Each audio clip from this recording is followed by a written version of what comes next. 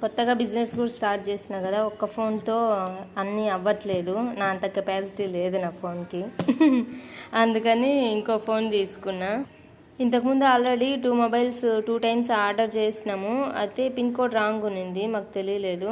అందుకని రిటర్న్ వెళ్ళిపోయాయి, అవి స్టాక్ కూడా అయిపోయినాయి అనమాట.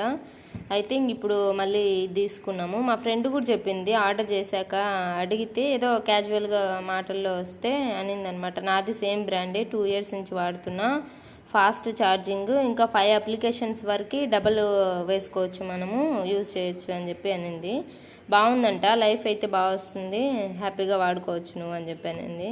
సో ఇంకా పోనీలే, అమౌంట్ ఖర్చు పెట్టినందుకు వర్త్ ఇట్ అవుతుంది అనుకున్నా నేను.